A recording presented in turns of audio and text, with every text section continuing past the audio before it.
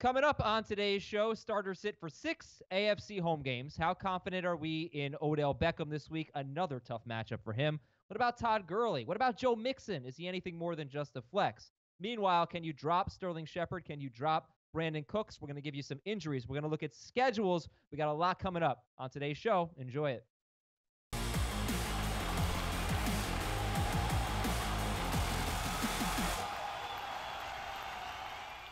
Six AFC home games to preview today. And guys, you know what's great about fantasy? Like, these games are terrible.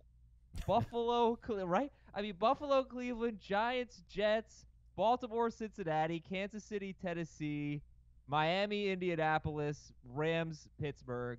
Maybe 2 good games here, but for fantasy, it doesn't matter, right? For fantasy, they're all great. We love them. You gotta love that somebody's listening to this right now and they're going, "Wow, this is going to be a fun show." It is. We're going to talk about six terrible We're going to talk about 6 terrible things. Yeah. And I'm not sure that Buffalo at Cleveland is going to be great for fantasy. I'm not sure that Miami at Indianapolis. Well, Miami at Indianapolis should be. I don't mean that there's going to be a lot of fantasy points. I mean, we can, we still have tough fantasy decisions in those games. And, the quality of the game doesn't matter. But, gosh, some real bad teams playing in the slate that we're talking about today. We welcome Dave, Jamie, and Heath. I'm Adam. Thank you all for listening. And we're going to do a few things today. We're going to look at some schedules. We didn't get a chance to do that really yesterday. Some players with very good schedules, very bad schedules, not just in the playoffs, but going forward. We're going to do some rankings disputes and get into the game. So let's start with the schedules, guys.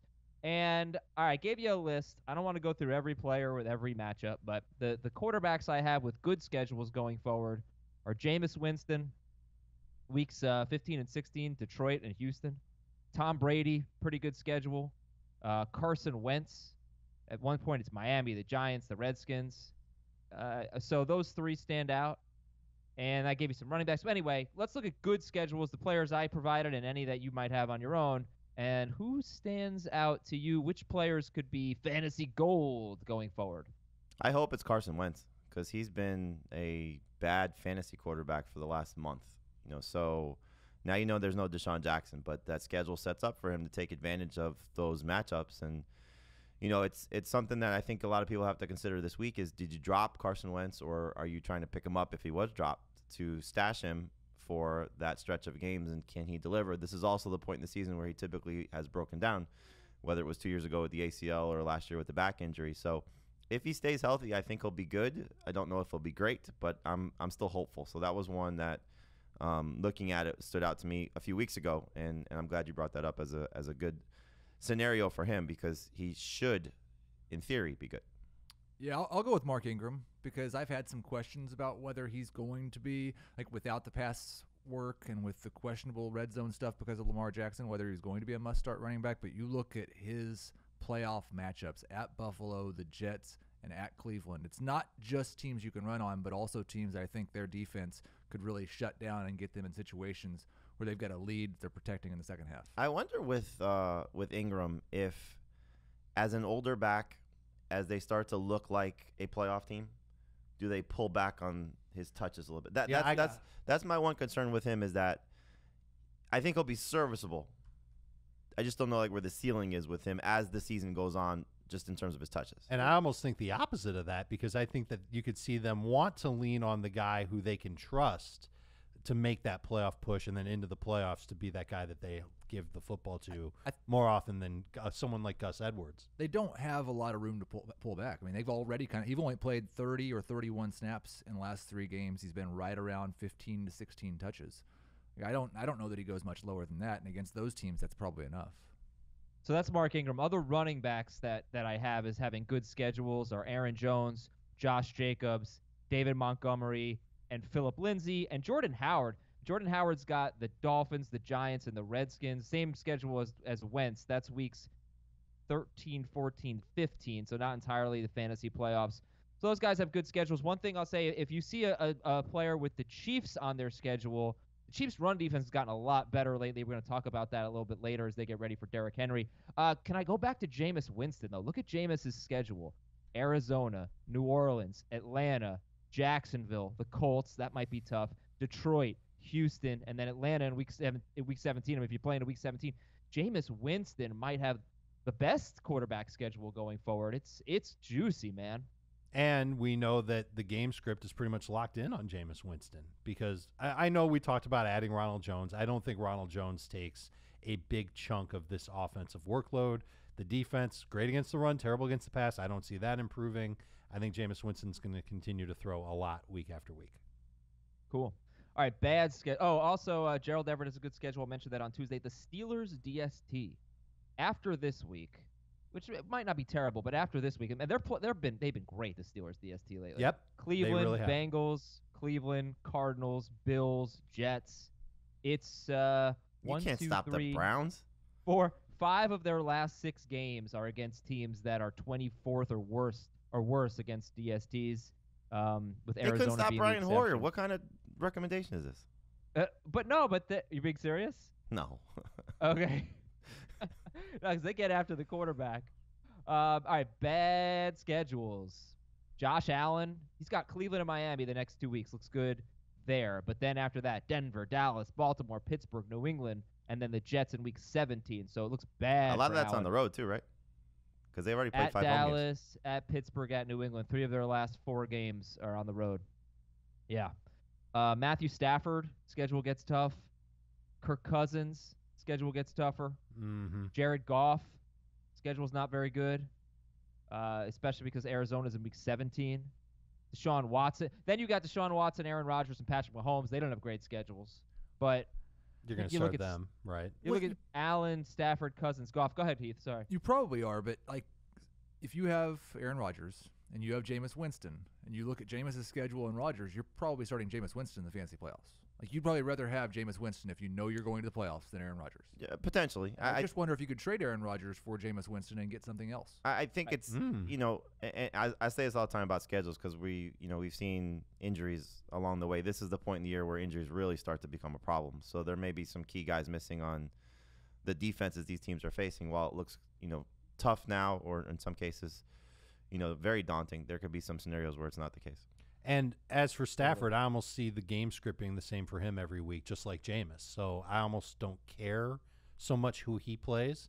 Like this is an interesting litmus test for him because normally I've been ranking him as a top 3 to 5 fantasy quarterback the last couple of weeks. And now he's going up against Chicago. They've got a good pass defense. We'll see if their pass rush comes alive.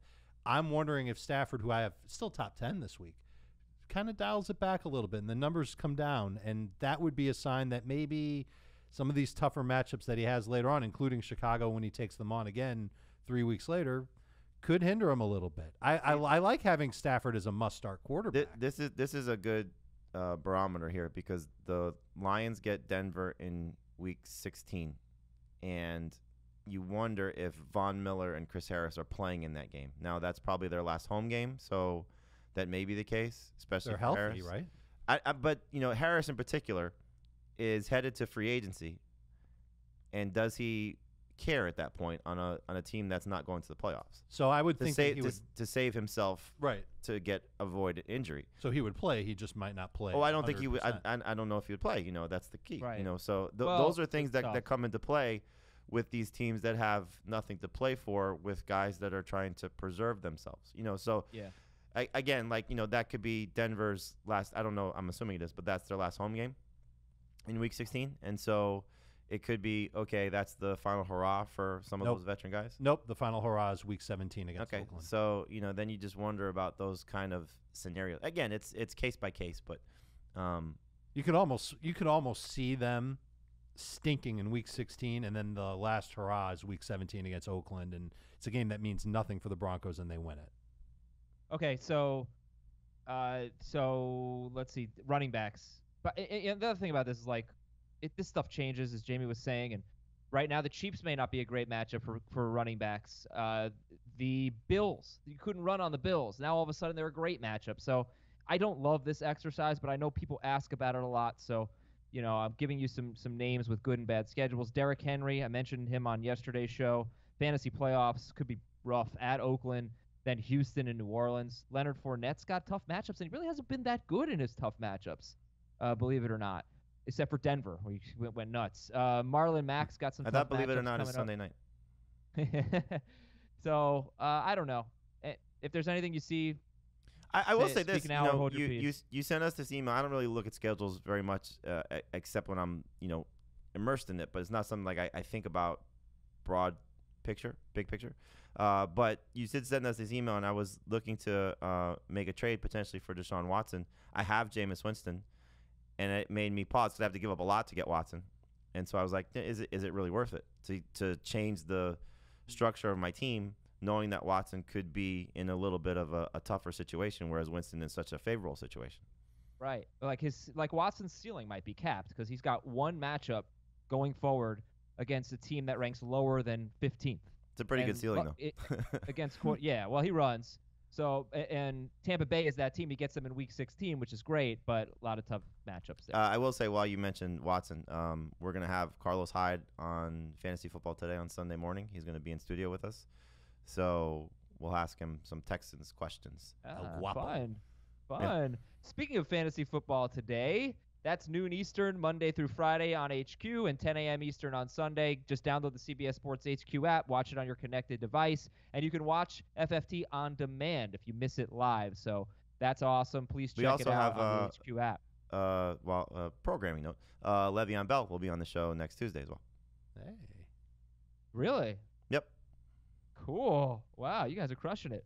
All right, and we've got the Facebook group, Facebook.com. Yeah, go to Facebook and search for Fantasy Football. Remember when it was the Facebook doc? Drop the. And join our FanDuel contest. It's a good movie. FanDuel.com/league/FFT. Great movie. By the way, on the Facebook group, our giveaway this week is describe your season in a GIF or a GIF. And, of course, leave those Apple Podcast reviews, and we'll read them on Saturday. Guys, it's game time. It's Tully time. The Player of the Week presented by Tullamore Dew. Dave, Jamie, and Heath are going to select a player that they think will surprise us in Week 10. Heath, you're up. Devante Parker has been surprisingly good since Week 4, really. Number 18 wide receiver in fantasy, number 15 since Ryan Fitzpatrick took back over as the starter. Now Preston Williams is out. And there's really not a number 2 unless you want to count Mike Gesicki. So I expect a lot of targets for Parker and a lot of fantasy production. All right, so let me see what I got on that. 9 wide receivers with 6 or more targets against the Colts.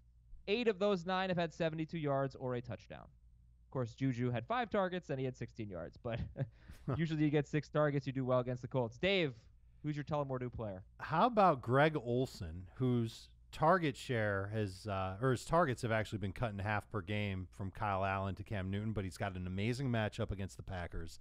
Each of the last 3 tight ends to take on the Packers has had at least 15 PPR points, 8 non-PPR points. It should be 4 in a row because T.J. Hockenson came up short on a touchdown against Green Bay. That's amazing. About a month ago. I know, he never does that, right? I think that the matchup is great for Olson. I'm counting on the Panthers to key in on that and play action in the red zone being a friend for Greg Olson. So if you're streaming tight ends, you can go back to Olson in week number 10. Would you stream a Colts tight end or Greg Olson? Olson. Would you stream Mike Gesicki or Greg Olson? I think I have Gesicki higher in PPR, Olson higher in non. Okay. Jamie, Stully time. Who you got? I'm going to go Ted Ginn, just as a flyer, probably more so in deeper leagues than you would typically consider him. And look, he's clearly boom or bust. But whenever they're at home, I like the setup for him, especially with Breeze healthy. It's a bad defense for the Falcons. He scored each of the last 2 times he's played against them. And so if you're just looking at it from the standpoint of 6 teams on a bye, hoping for A.J. Green to return, the injuries that we're dealing with for flex spots, I think Ginn's in a good scenario to take a flyer on. It's clearly, again, boom or bust. He could disappoint you. He's done that more times than not. But whenever they're in their building and against a bad secondary, there's a chance for him to hit a big play. He's 5,300 on FanDuel, Adam. Ooh. It's a great GPP play. Great GPP play. Kind of desperate at wide receiver in a couple leagues, and I've actually picked up Josh Reynolds because I noticed Josh Reynolds was very low in the projections. If you play on CBS Sports, we don't do the projections; those are Sportsline, and I'm not saying they're wrong, but he was just very far down. Well, there's a reason for that because they were projecting Brandon Cooks at first. So now that Cooks is not going to play, they probably will adjust the projections, and you'll see some different. One more player in the same vein as Ginn is Darius Slayton. Great matchup on the table. Now you have Sterling Shepard and Evan Engram out. He played a lot last week, did not have a big game, only had, I think, 4 targets, 1 catch. So we saw 2 games ago against Detroit, similar setup. He scored twice. So both those guys, I think, are very similar, same opportunities. But when you look at, I mean, Josh Reynolds is only 8% owned coming off a game with 3 catches for 73 yards and a touchdown on 8 targets. When you look at Reynolds, Slayton, and Ted Ginn, how would you rank them? I'd go Slayton, Ginn, Reynolds. Slayton, Reynolds, Ginn. I've got Reynolds, Ginn, Slayton. So literally Beautiful. 3 different answers here. Yeah. All right. We'll do some rankings disputes in just a bit. Here are some stats to know for this week. John Brown, we got him top 17 in both formats. He's at Cleveland, and he has 5 more targets than Cole Beasley this year and 266 more yards, which is fun, yet Beasley has more touchdowns. John Brown has 2 red zone targets, 2 targets inside the 10. Baker Mayfield does not have multiple touchdown passes in a game all season, and Buffalo has not allowed multiple touchdown passes in a game all season. So, oh no, I in can't mind. start Baker Mayfield this Keep week. that in mind with Odell Beckham. You did not let me finish. Kansas City's run defense in their last 3 games has been a lot better. Aaron Jones did average 5.2 yards per carry, but Jamal Williams, the Denver running backs, Dalvin Cook, 3.5 yards per carry or worse. I'm not sure about Jamal Williams, but definitely Lindsey, Freeman, and Cook. Zach Pascal. All right, he has had 3 games with 6 or 7 targets. And if you get 6 or 7 targets against the Dolphins, you are almost guaranteed to have a good game. There have been 7 wide receivers with 6 or 7 targets against the Dolphins, and 6 of them have had 76 yards or a touchdown. So let's do some rankings disputes, guys, for these AFC home games. Josh Allen, 62nd rankings dispute. This segment is usually Heath versus the world. Let's go with Jamie versus Heath. Jamie, you have Josh Allen 11th at Cleveland. Heath, you have him 19th, and Dave has him 12th, by the way. Jamie, you like Josh Allen. He's a starter. I mean, his floor has essentially been 19, 20 fantasy points. His last 4 games, 19 was his worst last week. And so this Cleveland defense stinks, So I think Allen will run enough. He'll be in the same range he's been statistically, 202, whether it's 1 rushing, 1 passing. He's not going to have a big ceiling, which is why he's not, higher. But I just think what you're getting from Josh Allen at this point, and I don't think there are a lot of I'm not trusting Ryan Tannehill more than him, even though he's had a few more fantasy points than Josh Allen, just to give you an example of the streaming type of guys. Yeah, I think Cleveland wins this game, and it feels weird, but I don't think Buffalo's as good as their record. I don't think Cleveland's as bad as their record, and so we look at Allen. He doesn't have a game with 220 passing yards since week 3. He has found some way to get 2 touchdowns most weeks, but it's not more than 2. He had the rushing touchdown last week with just 12 rushing yards. I don't like his ceiling very much, and I don't feel confident in his floor. Heath, do you know what the spread is on this game? Cleveland is favored by 3, and I was talking to Will Brinson yesterday. More money and more bets are coming in on Buffalo, and the Cleveland line. It's almost like they want you to take Buffalo. It's almost like they know something's going to happen. So maybe you're right. Maybe Cleveland wins the game, but that doesn't deter me from starting Josh Allen. I was going to say, either. it almost makes me feel better if Cleveland's performs better. Right, because it forces I don't Buffalo think Cleveland's going to to score a bunch of points. I think Cleveland's going to win a low-scoring game. It could I don't be think something Buffalo's like going that. to score very much. Maybe it could be that, but we've seen 7 of 8 quarterbacks that take on the Browns throw multiple touchdown passes. Each of the last 4 of the last 5 quarterbacks have put up at least 20 fantasy points. I get where Jamie's coming from on this one. I would play the same odds. Allen for me is a low-end starter. I would use him over Jared Goff. Dave, do you understand the rules of the rankings? Yeah, I don't think Dave does understand. I'm not even in this dispute, and I'm chiming in. But Dave got his own 62nd ranking dispute. Dave, you're up for real. Actually, no, I'm kicking you out of this one. Jamie versus Heath again. It's Sammy Watkins.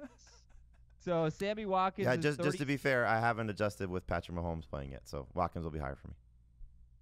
All right, is he gonna be? Because Heath has him 14 spots higher. And do we know that? We don't know that Patrick Mahomes is playing, do we? He practiced in full, so we're assuming he's gonna play. Okay. So should we skip Sammy Watkins then? How do we feel about him? I think I'll still be higher, but it will be pretty close, so it doesn't have to be a spirited debate. I think Sammy Watkins' production this year is lower than what it should be based on the amount of volume that he's had. He's had at least 8 targets in every game he's played except for 1. He's been a little unlucky to not reach the end zone since week 1. Patrick Mahomes is back. He's going to score. Okay. Yeah, you have no Malcolm Butler, for the Titans. There's the targets the last 2 weeks. Was it 21 the last 2 weeks? 18 is what I've got. 18, 10 and 8, yeah. I thought it was 13-8 for whatever reason.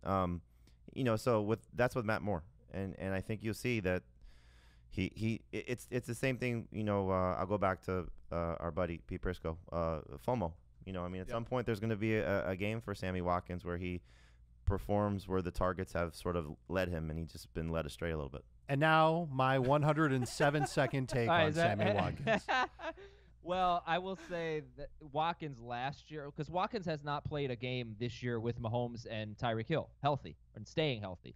This will be hopefully the first one. When he's gotten like 6 or more targets or something like that, he was really good basically every game last year. When he didn't, he was bad. So he just needs the targets. Okay, next up, Dave, I'll let you join in on this one. It's you versus Jamie. Jamison Crowder. Jamie's the I'm on Team Jamie here. I can't believe Heath and Dave have Jamison Crowder outside the top 30, almost 40 in non-PPR. Dave does have him 30th in PPR. Heath has him 36th. Jamie, you've got Crowder 17th. So, Dave, not loving Jamison Crowder against the Giants. Well, I'm not loving being against Jamison Crowder because last week he was outstanding, and I just don't know which Jamison Crowder we're going to get from week to week. If we're going to get the one that gets a ton of targets from Sam Darnold, clearly he was a big focal point of their game plan. He was basically their whole offense on the first couple of drives against Miami. Great matchup. Can't take it away from him. Just don't know if he's going to continue to get the 7, 8, 9, 10, 17 targets that we've seen him get from Sam Darnold before. I like him as a flex in PPR. In non-PPR, I think he's touchdown dependent, and I don't want to count on him for that if I don't have to. Yeah, agreed in non-PPR, but I think in PPR, whenever Darnold has a chance to be successful, and for him successful is, just not vomiting all over himself. Now you can do that even when he's successful. I just trust that that's his go-to guy. And, I've seen it now twice in the last month. I've seen it now 3 times over the course of the season, factoring clearly that he missed several games. And so this Giants secondary stinks. And I think it's going to be an easy opportunity. We saw last week they picked on the Cowboys, leaning on Randall Cobb as their kind of de facto go-to guy in the passing game.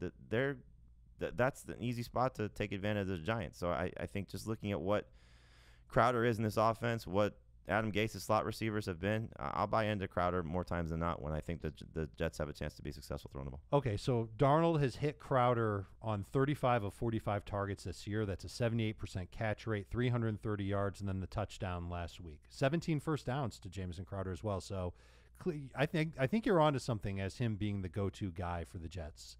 So I clearly have undervalued Crowder. I don't think I'm going to change him much in non-PPR. But in PPR, I think you can make the case that he's got a chance at 15 points. Heath is dying to get in, but sorry. I've got nothing to say. Obey the rules. Okay, so he's going to look, I just hope it's not Robbie Anderson week because that's what like last week I thought for sure it'd be Robbie Anderson that got those targets against the Dolphins. It wasn't. It was Jamison Crowder. But maybe they both could be good. Who knows? All right, let's do one more here. Let's do Emmanuel Sanders since he's in the NFC home games, and we won't have a chance to talk about that with all 3 of you tomorrow. So Heath versus Jamie here. Dave and Jamie have Emmanuel Sanders as a top 12 wide receiver. Heath, you have him as a starter, but 21st in non-PPR, 24th in PPR. Yeah, I think this is probably just me being slow to adjust to they're going to be a wide receiver in San Francisco that's getting 9 to 10 targets every single week. And that might be the case, but it's happened once, and so I still expect George Kittle to lead this team in targets. I don't know that Seattle is going to be able to stop the Matt Breida, Tevin Coleman combo, and so I don't know that they throw a ton of passes. I like Emmanuel Sanders as a starter. He's just not a top 12 guy for me. I just like the way the setup is for him. The Seattle secondary is not good. Sanders is, shown you now in 2 games that building towards something, so you're right. Over the course of the season, last week was the first time over 7 targets, right? Yep. And it just makes sense because they have a capable guy that they could trust. He came in knowing the offense. The rapport with Garoppolo that we saw in the game Thursday night against the Cardinals, I think is something that they'll continue to, build on. And I think actually, I agree with you 100%. They're going to run on Seattle and have success doing so, but I also think Seattle's going to score, and you're going to see a chance for Sanders to help out in what could be a fun shootout. Cool. All right, good job, guys. And right, Heath, you have Pascal and Parker ahead of Sanders right now? Yes. Parker, I'm not sure about. I don't think Pascal. Maybe in non-PPR Pascal, but I don't think so. All right. Well, you can't in the main slate. You can't play Emmanuel Sanders on FanDuel. They don't include the Monday night game. But there are a lot of different types of contests you can do on FanDuel. In fact, you can play just the Monday night game. You can do a single game contest. So FanDuel's just got a whole bunch of things. The 50-50s, that's when half the contest wins. So obviously, the standards aren't as high, but also the payouts aren't as high. Tournaments, not as many people win, but you get paid more. You can play for $1. I play for $5 a lot of contests. $9 is the millionaire contest. You can play for a lot more than that. Whatever you want to do. FanDuel's got so many options, and you pick a new team every single week. So, look, maybe you're not having that great of a fantasy season, or maybe you're having an amazing fantasy season, but you want more teams. FanDuel is a great way to sort of supplement what you do with your seasonal fantasy football. And a great way to get $20 free on FanDuel is to sign up right now at FanDuel.com/FFT. Sign up now, get $20 in total bonus. So here's what you do. You go to FanDuel.com/FFT. You make a deposit of $20 and you get 20 back. You get $5 every week for 4 weeks. Throw those $5 right in our FFT contest. But right now you would need to go to FanDuel.com/FFT to get started. FanDuel.com/FFT or download the FanDuel app. All the injuries and news and notes you can handle. Here we go. So Patrick Mahomes is practiced in full. We're expecting him to play at Tennessee. Do you have any – well, we're going to preview that game, but just yes or no, any hesitation to start him with the ankle injury? Yeah, he stinks. Why would you play him? Only if I have Lamar Jackson. What if you had Russell Wilson and I would start Patrick Mahomes. Oh, I'd go Wilson. Yeah, maybe Breeze too, but that's about it. Yeah, Breeze. Okay. Baker Mayfield said he did not deserve the handlebar mustache. Heath, can you sort of understand that since you shaved off your mustache after a Minshew dud? Yes, I shaved it off before the Minshew dud. You ruined it. Oh. But I do agree that he didn't deserve it with the way he's played, and I hope he earns it this week. Both of you shaved the Minshew mustache before the Minshew dud. That's also true. I think both of you blew it. True. Yeah, both of you should have to get a handlebar Maybe you mustache. blew it for not doing it as well. That's not participating. Yeah. It was Dave. Jacoby Brissett was Sure. limited in practice, has not been ruled out yet against Miami. And Matt Ryan is not a lock to play, but we are ranking him and expecting Matt Ryan. Running back, Le'Veon Bell, they say that, he's expected to play, but I think that Bilal Powell, again, not a bad player to pick up here I agree. against the Giants. What's the worst thing that could happen if you carry him through Sunday? You can carry him up to Sunday and then, do a switcheroo Sunday morning before kickoff, or hold him through the game. What if Le'Veon doesn't make it through the game? You've got the starting running back on the New York Jets. I can't think of any greater fantasy entity than that. How about the starting running back of the Dolphins? But in all seriousness, I mean, I think this is the second time we've dealt with a Le'Veon Bell. It's been the knee both times, right? So can we sit here and say, of all the running backs who have a chance to just shut it down at some point this season, he's got to be pretty high on the list. Mm-hmm. Agreed. So keep it in mind. James Conner, questionable. We don't know. They'll try to get him going this week. As long as he keeps practicing this week, I think he's got a shot.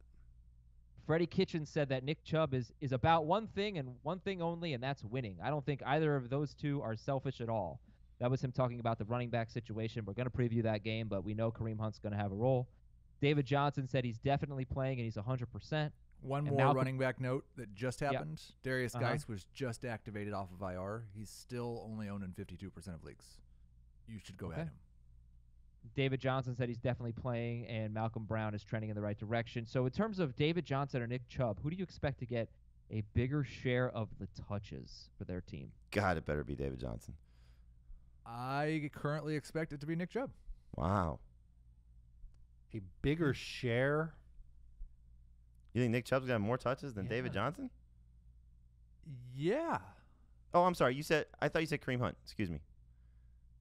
No, Nick Chubb versus David Johnson. I went over my head. I apologize. Yes, I agree. Nick Chubb should get more touches than David Johnson. I think Nick Chubb will end up getting more touches than David Johnson, but I think they'll both get a lot of touches. Okay. Wide receiver news. A.J. Green missed practice, and he's I literally can't even A.J. Green. If he misses if I'm A.J. Green, I don't play. Right. Yeah. Why would you? If he misses the game, do you pick up Auden Tate or Alex Erickson? And Auden Tate has the 4th most red zone and 4th most green zone targets inside the 10 in the NFL, which is crazy.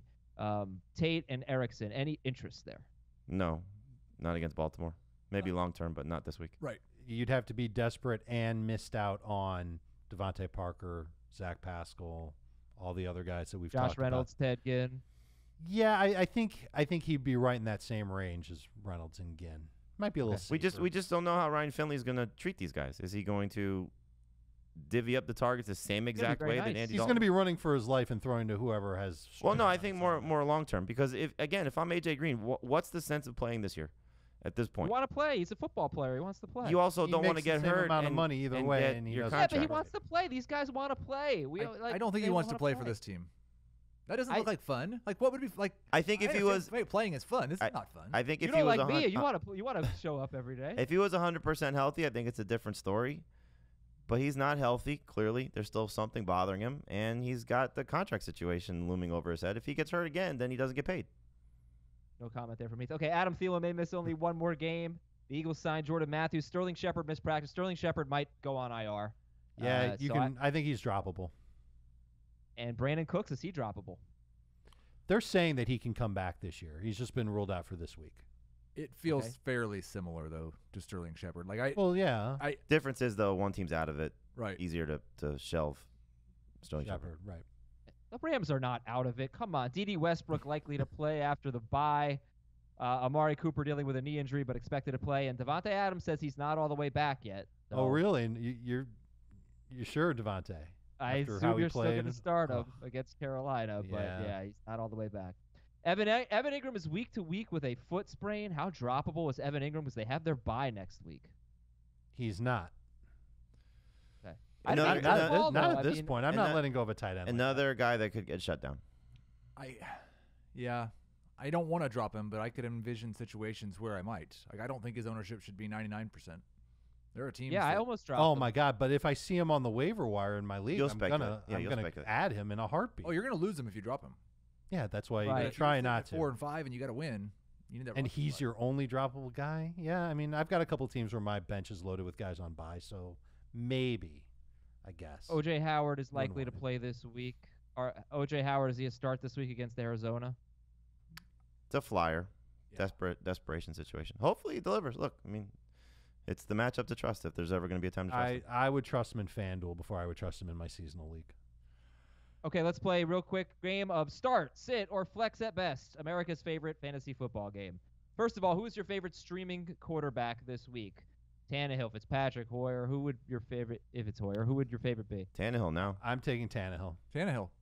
What was Okay. Daniel Jones before the Ingram injury?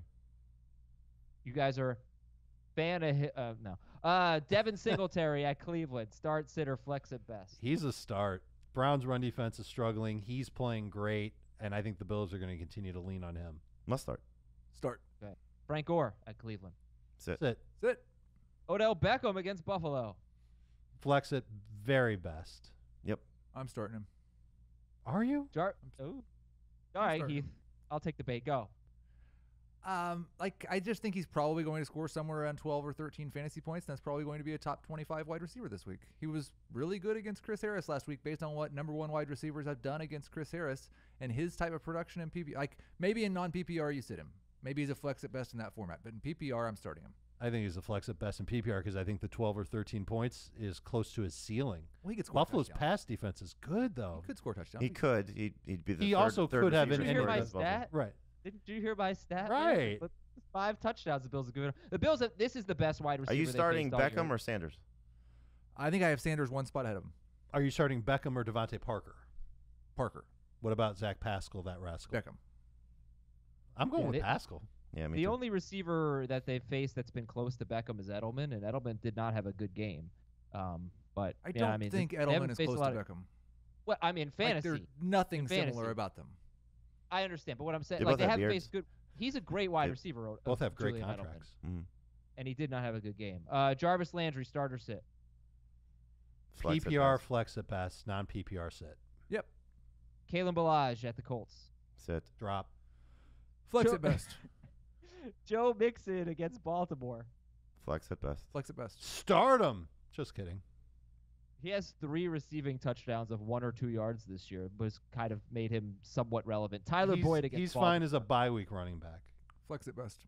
Boyd is a sit in non-PPR and a borderline start in full PPR. I'd say All right, here we flex go. at best in Oh, both. sorry, Jamie. Sorry, my bad. Rams are at the Steelers. Jared Goff is a sit, not a must sit, but he's outside the top 12. He's between 13 and 16. The Steelers allow the 12th fewest fantasy points to quarterbacks. Was a little surprising to see Hoyer throw, I think, 3 touchdowns last week. He threw 4. Which one got overturned? That No, Minka Fitzpatrick scored 1, so he threw 4. Oh, that wasn't as surprising. So yeah, why is Goff outside the top 12? Because he's going to have pressure in his face all game long, and when he's got pressure, he's like, "Oh, get away from me!" and he throws the ball to the other team. This defense has been great since Minka Fitzpatrick came along. They've held every opposing quarterback to 20 or fewer fantasy points. They have 11 interceptions. They've only allowed 9 touchdowns. Yeah, every quarterback since Minka What's Fitzpatrick. the decimal scoring on Hoyer? Hoyer, I don't know. All right. I don't have. Hoyer had 20 points, didn't he?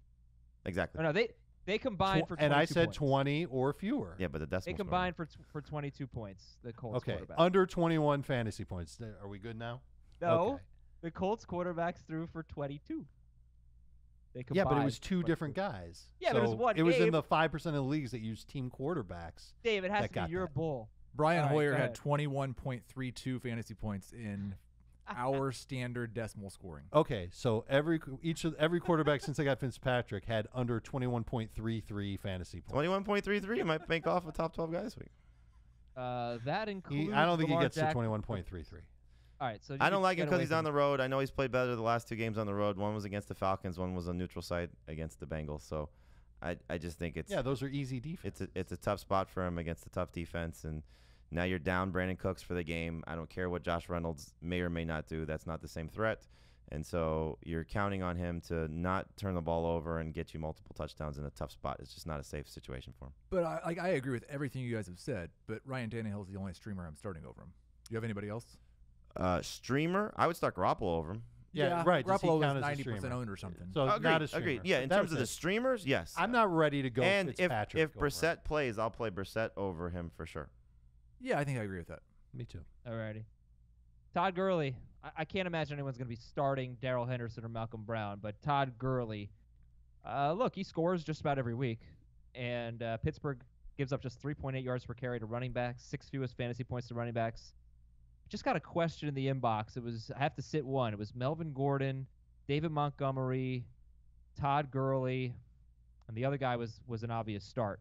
So if you had to sit one of those 3, Gurley. Gordon, and I'm that's what I sitting said. I Gurley said too. Gurley. I'm sitting It was Gurley as well. PPR. We had Yeah. a good conversation on the video show yesterday about Devontae Freeman versus Todd. That was yesterday, right? Devontae Freeman versus Todd Gurley in PPR. And Heath likes Freeman better. I think I may change that as well. The only thing I think in regard to Gurley in that format in comparison to Freeman, and I guess it's kind of fair for both, but I think for him in particular, having fresh legs could be a benefit to him. Getting the week off, coming back. If there's one game in the playoffs you look at where he did run well, it was the Dallas game. It was their first playoff game after he had the 2 games out with the knee injury and then the bye week. So he essentially had 3 weeks off.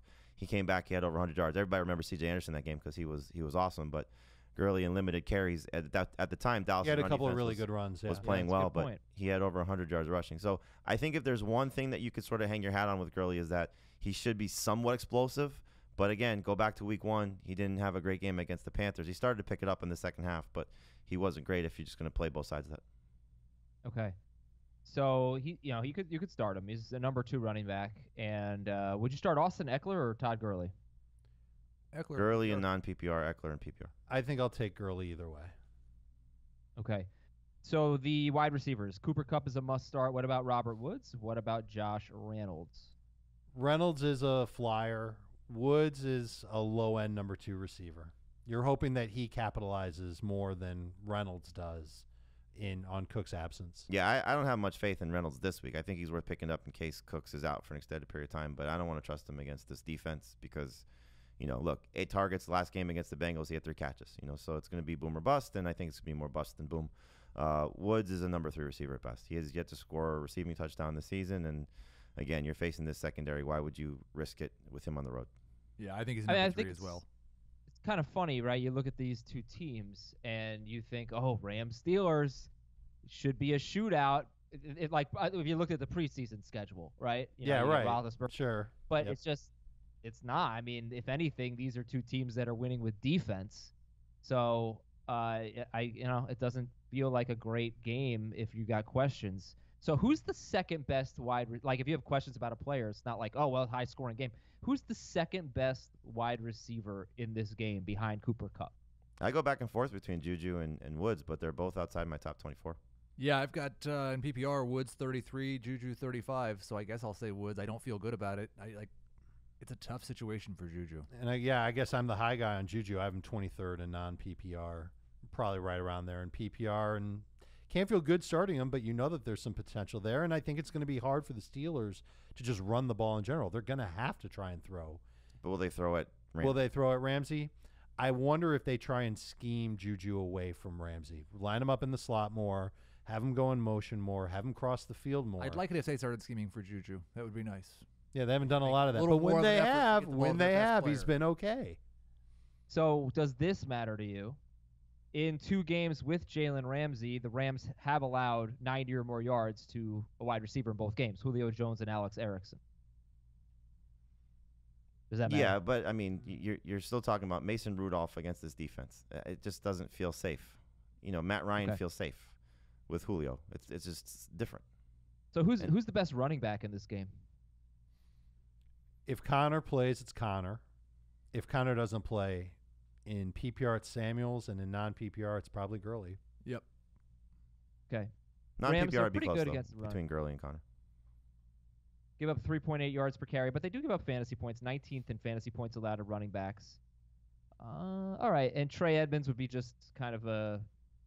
Oh, my God, I forgot to make ad drops this week, and I need a running back, and it's He had 12 Sunday carries. morning. He had Yeah, I 12 know. carries. He had some work near the goal I'm telling line. you what he is. He is a All right. last-second emergency running back. If he Well, plays. in this scenario... If he plays, he's not even. He didn't even practice on Wednesday. He's did got a he? rib injury. Okay. But in this week with 6 buys, who's a better flyer, Trey Edmonds or Gus Edwards? Gus. All right. I think it's probably it. So what about Deontay Johnson or James Washington, the secondary guys? We'll talk about the tight ends in a Flyers. Josh Reynolds range. second. All right. Josh Reynolds or Deontay Johnson? Who would you rather have? Reynolds. Neither. I will Would take you Deontay Johnson. I'll take Odell Beckham over them. Yeah, I'll take Slayton and Ginn over both. I like Slayton better Fair. than either of them. I like Ginn better than both of them. Would you start Joe Mixon in a tough matchup or Robert Woods? Woods. Woods for sure in PPR. For sure. I PPR still Woods. I think so too. Yeah. All right. What do you think about McDonald and Everett? Do you like these tight ends this week? Big Mac is good. I think they could both be streaming. Like they're fine streaming options. I don't have The fact a that great you laughed deal at of that is so confidence. terrible. Sorry. Me or Dave? Both of us. I laughed at Dave laughing. I don't know that I laughed at that. I was just trying to continue with the show in a professional manner. Uh-huh. I don't think I've ever had a Big Mac in my life, by the way. I've Okay, had one, and I can't believe that I'm this big and I'm not like gorging Big Macs. My first job was at McDonald's. Yeah? I worked there for 2 years in high school, and they actually had to make a rule at that McDonald's on how much employees could eat during their shift because I ate too many Big Macs. Wow. Oh. Are they good? They no. I can't. I mean, All right. Let's take a break. Still one for of the the best mistakes you've ever made. Yeah, I as a know. host. Still one of the, we had Subway as a sponsor, and Adam was it coming out of a break No, I was going into a break. Going I was into a ending break. segment. for Subway. Why did I say this? For Subway, you're like, yeah, I'm loving it. Yeah. I was talking about like what was coming up next. I was like, I'm loving it, and we went to break, and I was like, oh my god, did I just say I'm loving it during the Subway segment? All right, so Gerald Everett. I didn't hear one answer about the tight ends. I'm I sorry. answered Gerald the question. You were Everett. too busy giggling over a Big Mac joke. They're True. Everett should be better, but McDonald's got a great matchup. I mean, the Rams basically all season long, it's been a touchdown, I think, or like 70 yards receiving, 60 yards receiving for tight ends, something like that. I actually like McDonald better than Everett, but I think they're both fine streamers. Okay. All right. Cool. Colts guys or these guys? I would take Everett over all of them.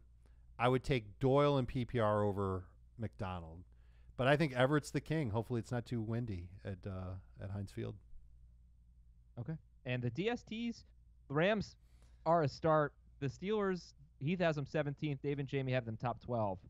The Rams give up the 4th fewest sacks and the 10th fewest quarterback hits in the NFL. The Steelers give up the 2nd fewest stats and the 2nd fewest quarterback hits in the NFL. So we'll see if these teams can get to the quarterback, but these DSTs have been very good.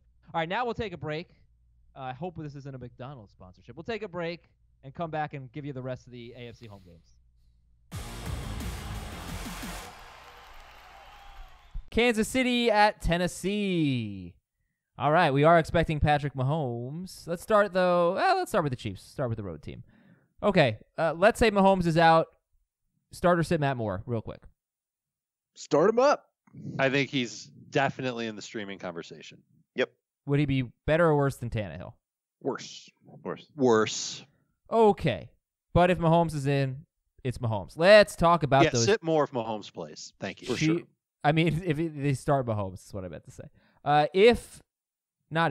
Let's talk about the Kansas City running backs. Thanks for throwing me off, guys. Damian Williams, 12 carries, 125 yards and a touchdown, had a 91-yard touchdown run last week. I seriously doubt anyone starting Lesean McCoy or Darrell Williams. Do you feel comfortable with Damian Williams this week?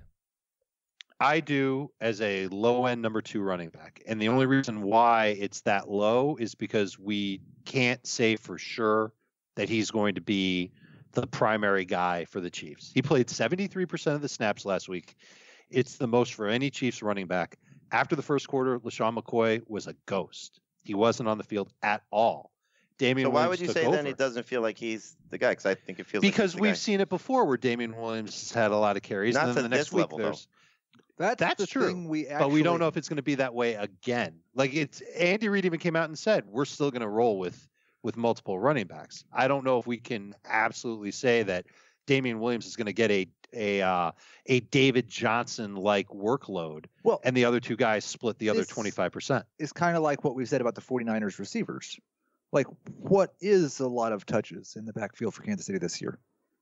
Yeah, I think 15 is even almost too traditionally many. though. Or that? not too many, but Like last year, there were games where Williams had 20, 16 touches or carries? Because in terms of carries, yeah, he's never that's had what more matters. than 13. right. He's only teams. had one game with more than 13 carries. It was a playoff game. He had like 25 carries. But and his role in the passing game is so unpredictable. It's been up and down. It's been more up, I guess, with Mahomes than with Moore.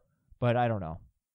Damian Williams feels to me like someone that I want to rank very close to where I figure out where Dave and Jamie and everyone else wants to rank Damian Williams, and I'll just rank him there because I don't have any confidence that he's going to be bad or that he's going to be good. Well, He could be a lot better than I think. He could be a lot worse than I think. the other thing that I'll add is after I went back and watched his play because I'm trying to figure out this Chiefs running back situation like everybody else. He looked great. He was finishing off runs. His lateral agility was really good. It played a role in his 91-yard run. I think you can have a little bit more confidence in him than you would have at this time last week. Oh, you just can't. You can't without a go. doubt. I wasn't considering You can't cannonball into the pool. Right. You can't cannonball into the Damian Williams pool at this point. Be happy that you have him. If you're missing guys this week, he's great as a flex. Okay, it's also a respectable run defense that they're going against.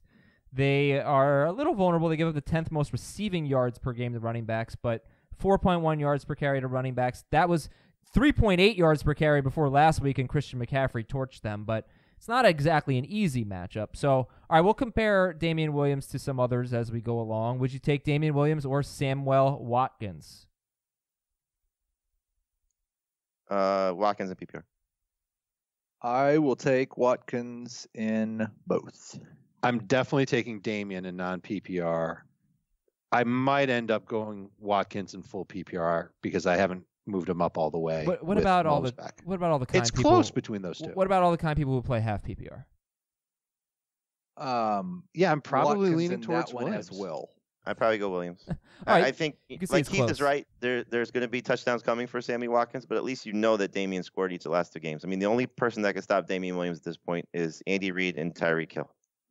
Well, and like every run defense he's faced except for last week when he had a 91-yard run. He's been not very good running I was the just making a football. joke that Tyreek Hill chased him down. Oh, It was good. It was good. joke. I liked I it. missed every joke you made. Big in the last Mac. Big 30 Mac. minutes. Okay, you can start Tyreek Hill, obviously, and you start Travis Kelce. And Chiefs are easy. So let's go to the Titans, because it's a weird matchup. The Chiefs' run defense has gotten better. They're 7th best against wide receivers. They do struggle at times against quarterbacks, including Kirk Cousins last week with 26 fantasy points. Aaron Rodgers was amazing the week before that. All right, so anyway, Ryan Tannehill. Who would you start Ryan Tannehill over? I'm starting him ahead of Goff. I'm starting him ahead of Garoppolo. I'm starting him ahead of Cousins, Mayfield, Daniel Jones, Kyle Allen, Sam Darnold. I'd also start him ahead of Josh Allen. Yeah, the only one I would disagree with is Garoppolo. I like Garoppolo better than Tannehill. I do like Garoppolo better than Tannehill as well. However, Jamie, you also disagree with the Josh Allen take. I was going off Days. Yes. So Heath, as we know, Heath is lower on Josh Allen. So yes, Tannehill has been pretty good. I mean, he's got 22 or more each of the last 25 fantasy points, 3 straight. And I'll games. tell you what, I thought last week would be the meltdown week because I thought the Panthers pass rush and playing on the road would hurt him, and he ended up playing just fine. And the thing we don't really know about the Chiefs is, has their defense really improved as of late, or have they played a bunch of home games? Well, Because their last 2 have been at home, yeah. and they've been better defensively. Well, not Well, I against think- Rodgers. 3 of their last 4 have been at home. Sure. In terms of 4 of running, their last 5 have been at home. in terms of running backs, though, I mean, like they had been terrible at home and on the road against running backs, but they've turned it around a little bit lately. So, do you have any hesitation with Derrick Henry? High end number 2 in non PPR that I'm pretty excited to start. Low end number 2 in PPR that I'm probably going to start. And I just feel like you're going to start him no matter what your system is anyway, just because he's finding ways to put up good numbers for fantasy because he's scoring a lot. Not so much for Yes, we're- PPR, though. Yeah, I'm sorry, Jamie. I cut you off. No, Dave said system. I didn't PS4 or. Oh, Sega. Jamie's on Sega fire today, Genesis. everybody. So JJR Sega. here's the Genesis. thing. I just want to say about this run defense, because like I mentioned, it has been better. They were very good against Royce Freeman and Lindsey. They were very good against Jamal Williams. Yeah, he had 3 yards per carry. They were very good against Dalvin Cook, but they've still given up 7 touchdowns to running backs in those 3 games. So that's kind of amazing. So it's not all peaches and cream. All right, Corey Davis, AJ Brown. If you were going to gamble on a wide receiver for Tennessee, who would it be? AJ Brown. Yep. AJ Brown or Ted Ginn? AJ Brown. I'll go again. I'll go Ginn. PPR, Damian Williams or Derrick Henry? Damian Williams. Break the tie, Dave. Henry. It's funny because we talked about this the other day. He's right. He doesn't catch the ball very much, but the perception is he should catch the ball. And Maybe he does with Mahomes coming back. Yeah. Well, he didn't with Mahomes playing, so I Yeah, agree he with you. did. Maybe Didn't he does, but it's just it feels like this should be a scenario where he does a better job. I think actually, based on what Henry did last week, Henry may have more catches in the last 2 weeks than Damian Williams does. It's possible. No, I'm he gonna change had my 3. answer. Derrick Henry. Really? Okay, so first 2 games of the season, first 3 games of the season for Damian Williams, he had 12 catches. So that was weeks 1, 2, He's got and what? 5. 5 in his last 6 games or something like that. 5 in his last 4 games. Yeah. All Titans right, should that's use Derrick Henry pretty more much. as a pass Oh, catcher. Delaney Walker, Jonnu Smith. What do you think? Start Jonnu if Delaney doesn't play. And do you start Delaney if he plays? I don't think he's Delaney's as good as Jonnu. I don't think he's as explosive, and I don't think he's got the same type of chemistry as he did with Mariota. We should probably mention Jared Cook. Seems like he's back too. I'd Oh, start yeah. him over a Titans tight Practiced end. in full. Okay, well, I would start Jared Cook over the Titans tight ends, and I need to move Jared Cook into my projections. great. Giants at Jets, game of the week. Stat of the game. Ryan Griffin is the only Jet with more than 1 target inside the 10-yard line. He has 3 targets there. It's a weird stat of the game. I don't What a stud. know why it's the stat of the game. So Daniel Jones was a start for 2 out of 3 of our analysts, but not anymore. Not with the great 50-yard Evan Ingram out of the lineup.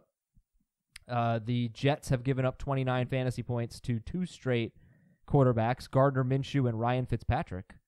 So still no on Daniel Jones. Have you turned on Evan Ingram? He just hasn't been that productive. But you're Wow. mocking him, calling them the great 50-yard Evan Ingram. I'm just more jokingly mocking the fact that not having Evan Ingram is like, there's no way I'm starting. Like, I Daniel feel like if I Jones. were to say the great, terrible intro Adam Azer, people would think that I was like mocking you. Right. Fair weather fan, Adam Azer.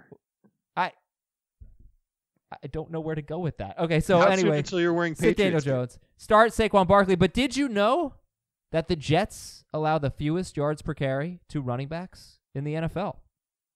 Now you know. Yes, I That's did. great. Look at the other. Like, it's interesting that the really bad defenses are the ones that have the fewest yards per carry against them. What are you trying to say, Heath? Yeah, I don't know. Like, we're not doing this again, are we? Okay, so yeah, I think it'll be like you're starting Barkley, but he's not someone I'm playing in DFS. Right. I might start him in DFS specifically because other people are going to walk away from him because of the matchup. This is what I was saying. This was one of the reasons why I didn't want to go with Daniel Jones. I think the Giants want to get him going, and I think they're going to view this Barkley? matchup as one where they can. So the thing I is, still think Daniel Jones is going to have a decent game. you do. Like, he's less attractive now without Evan Ingram, but the Jets stink. So the funny thing about these two run defenses is, like, the Giants had been really bad and the Jets had been really good run defense wise, but then they made the Leonard Williams trade, and then in their first game with and without Leonard Williams, the matchups couldn't have been less revealing because the Dolphins, the Jets shut down the Dolphins, and the Giants got Wow. pushed around by the Cowboys. So I don't know if the Jets still have a good run defense, but whatever. Move on. Okay, start Golden Tate. How much do you like Golden Tate this week? Start him. PPR start, flex at best, non. Yeah, I think he's starting both. Starting him in both. He does not have a target inside the 10-yard line. He does have 4 red zone targets. He should get a lot of looks this week. PPR, he could be awesome. I wonder what his. I could be FanDueling him. I'm gonna make that a verb again. And I like it when you make that a verb. Darius Slayton's a nice little flyer. Jets allow the 8th most fantasy points to wide receivers. You get targets, you get production. Evan Engram, no. So what about Red Ellison? He did have 7 targets in one game without Evan Engram. He was against the Patriots. It was 3 catches for 30 yards. But thoughts on Ellison as a sleeper? He is a very good streamer. Who was the last guy we talked about? Evan Jared Engram Cook? and his 50 yards. No. Oh, Delaney tight- Walker. tight Delaney ends. Walker or Red Ellison. Ellison. I'd probably go Ellison. I would start Jared Cook over him. I'll go Jonnu over Ellison. I would go Jonnu over Ellison also. I would take, who did you say, Heath Cook? I would take Cook over Ellison Yeah. also. I would take Ellison over Jimmy Graham and Eric Ebron, for example. It has to be, if you're talking about Jonnu Smith, it has to be with Walker out, right? Of course. Le'Veon, Sam Darnold, you guys don't like, even though there's an opportunity here. I mean, he had the best matchup you could have asked for last week and got unlucky with the touchdown to Ryan Griffin, but otherwise he made plenty of mistakes. If you're stuck, he's not awful. Yeah. Do you like I take that back. Darnold If or you're Jones stuck, better? he's awful, but you may not be awful. do you like Darnold or Jones better now? Jones. I still like Jones better Yeah. too. Me too. How much faith do you have in Le'Veon Bell? One thing, like Dave said, and I think it's correct to an extent, they obviously want to get Barkley going, but this is the Daniel Jones has not played well at home yet, and this is the showcase game in New York.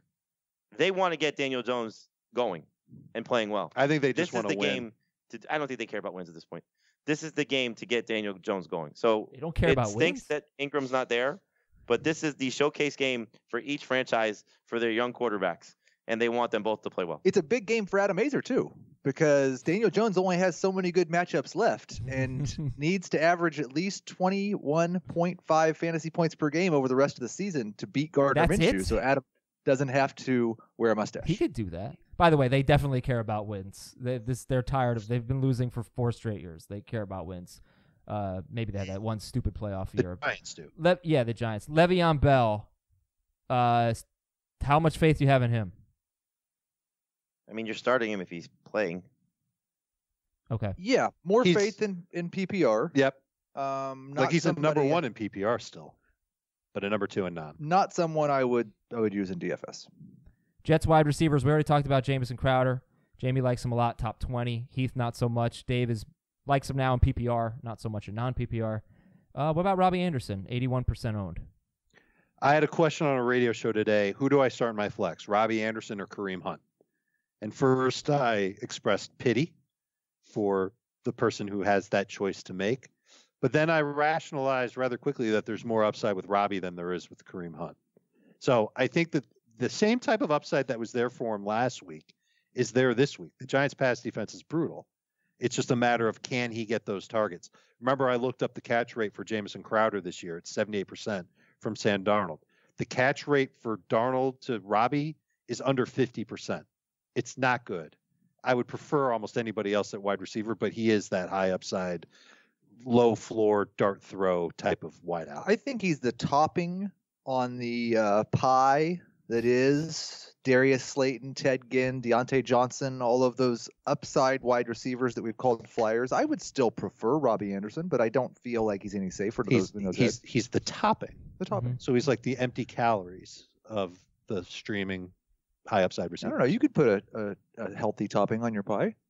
Like all right, guys. Pecans? Like what? Pecans. Pecans? Okay. Protein. Yeah, sure.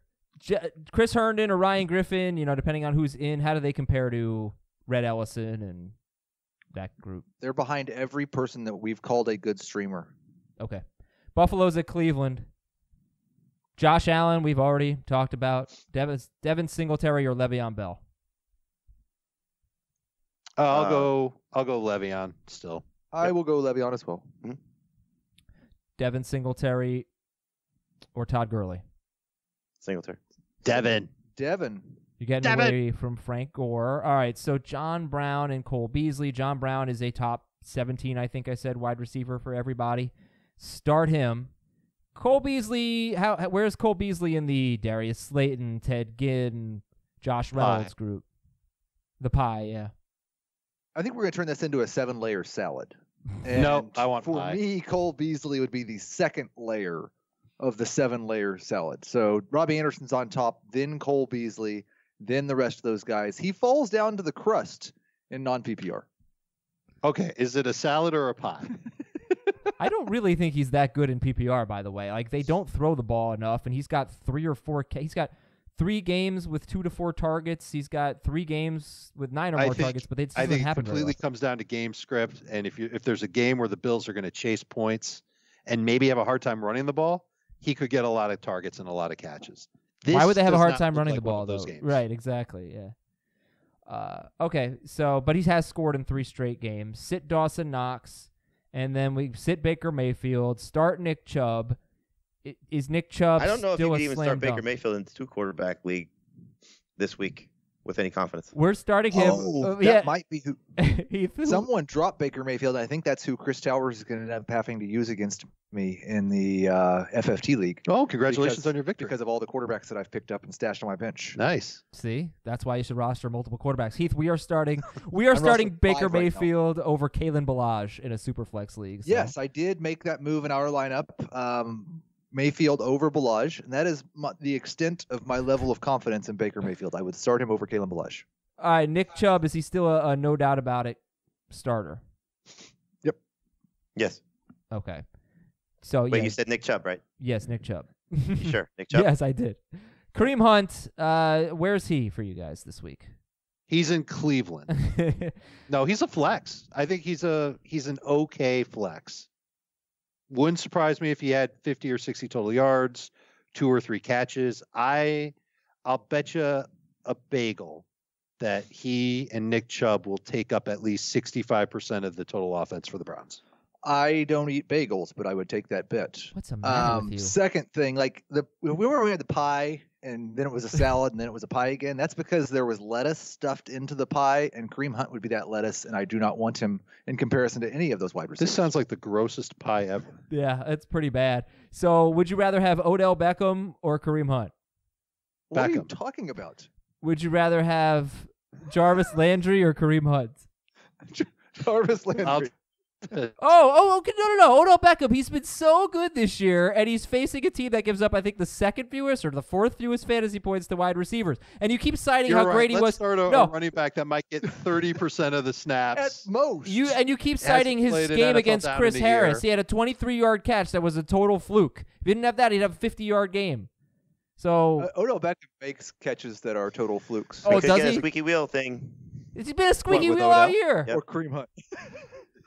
Baker said he's going to force feed him the ball. I thought when you said that it's a squeaky wheel game for Odell that they're going to cut him and he can go to another team.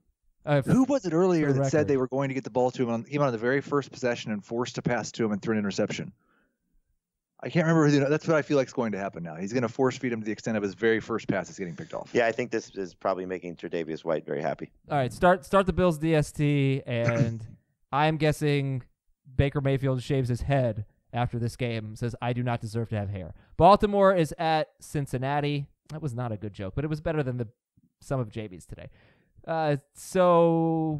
Since Drake And I'm the one that made the bad fast food joke. Oh, was you? All right, since Drake Kirkpatrick's injury 2 weeks ago for the Bengals, 4 wide receivers in 2 games have had 73 or more yards against the Bengals. 3 wide receivers have scored a touchdown. So, starter sit Marquis Brown. And you want to talk about getting somebody going. They need to get him going a little bit. I wonder Absolutely. if there's a reason why they're not getting him going. He's Like, been I hurt. wonder if that ankle injury isn't all the way back yet. And John Harbaugh kind of alluded to it that he wasn't quite all the way back yet. And Mark Andrews has more deep targets than Marquise Brown has in their last 3 games together. Mainly because Marquise Brown has 0 deep targets. Low end number 2 in non-PPR, mid-range number 3 in PPR. And I'm lower than that. I think he's no better than a flex in either format. Okay, ready for this one? Kareem Hunt or Marquise Brown? Shut up. What? See, Marquise Brown Why? is the filling in the salad pie. Like, he's like the main part of it, but it's still the high upside salad pie. He has a lot of upside, I think. Yes. He has a lot. I mean, and he got Gilmore. Hey, Gilmore. He got Gilmore last week. So I He expect didn't get Marquise Gilmore. Brown to score more fantasy points than Kareem Hunt has touches. Ooh. Sounds okay. like a bagel bet. Yeah, I'll bet you a salad pie on that. Okay. Bet facial hair again. No, that didn't work out well for Gardner Minshew. All right. So in this game, it's a fairly easy game. Lamar Jackson is, the best. Mark Ingram is a must start, right? Yep. Okay. Yeah. This run defense is so good. Gus Edwards is not the worst sleeper. He actually has, Gus Edwards has the same amount of carries inside the 5-yard line as Ezekiel Elliott, Nick Chubb, David Johnson, James Conner, and a few others. He's Oh, got 5. stop it. That's depressing. But it's also a sign that the Ravens are moving inside the red zone very well, running balls they do, allowing lots of rushing yardage and rushing touchdowns is what the Bengals do. So the Venn diagram works out perfectly for Gus Edwards. All right, Mark Andrews has been kind of frustrating. The Bengals allow the 4th fewest fantasy points to tight ends. And Andrews did have a huge game against them, though. He had 99 yards. This is a rematch, by the way. So you like Andrews this week? Yep. Yeah, he's still one of the reliable tight ends that you can start. He is a guy that's kind of on notice because if he plays 24 snaps again this week, then I think you have to really reconsider where you're at with him. But Right. you start him this week. I wonder if he does have a bad game that includes drop passes that the Ravens coaches stop relying on him. Because it doesn't surprise me that he didn't have a lot of work last week when the previous game he had 3 drops, just like huge drops. Adam, what are you doing with your hands? Let's go. So Joe Mixon. You look like Kermit the Frog when he was introducing a special guest on the Muppet Show. That's what you just look like. Joe Oh, Mixon. no, Tim Conway, Have I yeah! ever told you how much I hate the Muppets? This has been such a weird show, man. Joe Mixon or Marquise Brown. Andrews? I'll take Andrews. Marquise Brown or Joe Mixon. Marquise Brown. I Yeah. may go Mixon in non-PPR. Yeah, He- Mixon was brutal against them last time. Yeah, he had It's true. 8 carries for 10 yards the first time. And they got Ryan Finley starting, so I'm not going to be too comfortable starting Joe Mixon. I don't think anybody is. Who's the best wide receiver in this game? Brown. All right. Yep. Tyler Boyd in PPR. Brown. Okay. Well, I guess we don't love Tyler Boyd then, right? Nah. No. Okie dokie. Sit the Cincinnati tight ends, and Miami's at Indianapolis. Both Now Parker. we're talking about a good offense, the Dolphins. Both Parker and Pascal, if you just look at stats and targets and whatnot, they are set up for success. And you guys like Parker better than Pascal, I believe? Yes. Okay. Go back and forth, but yeah, I think Parker better in PPR for sure. Ryan Fitzpatrick is 18th for Jamie, 16th for Dave, 24th for Heath. So two of these three guys have Fitzpatrick as a worthwhile. Yeah, streamer. I'm going to drop him a little bit. I don't think he's going to play well this week. Okay. And Kalen Ballage or Joe Mixon? Mixon. Yeah. Okay, yeah, the Colts have been really good against the run lately. Kalen Ballage. Ballage, or you let your opponent pick a running back. This is where you should ask Kalen Ballage or Kareem I Hunt. was about to do that. Kalen Ballage or Kareem Hunt. Kalen Ballage, it's not close. Come on. I do think I have Ballage one spot higher. Literally one spot. Literally. Kalen Ballage or I'll take Odell. Kareem Hunt. Kalen Ballage or Odell Beckham. Odell. Come on. Kalen Ballage or Tyreek Hill. Okay, Heath's side. Is this thing still on? We've talked enough about Devante Parker. Mike Gesicki or Mark Andrews. It's Andrews. Yep, but Gesicki is my favorite streamer. Yeah, he's definitely up there for me. I don't know if we consider Gerald Everett a sleeper or not, or a streamer yeah, rather, I think he is. because he was out there in a bunch of leagues. I like Everett better, but Gesicki, 8 or more PPR points, 3 of his last 4 games, running routes on 75% of his snaps. I think his snap rate goes up with Preston Williams gone, and just big body, big target, and Ryan Fitzpatrick's throwing the ball everywhere. Yeah, and the Colts see the 7th most tight end targets in the NFL. Teams face the Colts; they throw a lot to their tight ends. The Dolphins defense now facing Brian Hoyer. So Brian Hoyer or Ryan Fitzpatrick? Hoyer. Either Colts quarterback. I would take Brissett over Fitzpatrick. I'll take Fitzpatrick over Hoyer. Marlon Mack is top 10 in both formats. He should have a big game. He better have a monster game. We like Zach Pascal. We like him a lot more in What's his non-PPR. FanDuel price? Just to point out on Pascal, though, he's played 2 games without T.Y. Hilton. One of those 2 games, he got one catch on 2 targets because Marlon Mack had 29 carries or something like that at the Chiefs. So there is that risk. But if they're throwing it all, it's got to go to Pascal. I mean, some of it's got to go to Pascal. And then how do you feel about these tight ends, Doyle and Ebron? Who do you like better, and how much do you like them?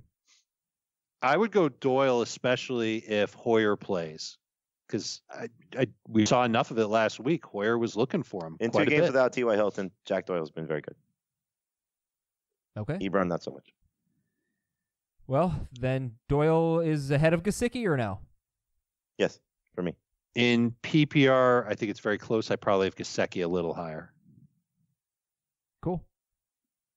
And not for Heath. Heath likes Gesicki better, right? Yeah. Okay. Colts DST's top 4. Start them. It's the end of the show. We're done. Thanks for listening, everybody. What about that fast food story you told that one time? Oh, yeah, that's what they say when they give you your food. They say, gotta go buy. And for Dave and for Jamie and for Heath, I'm Adam. We'll talk to you tomorrow. Nah.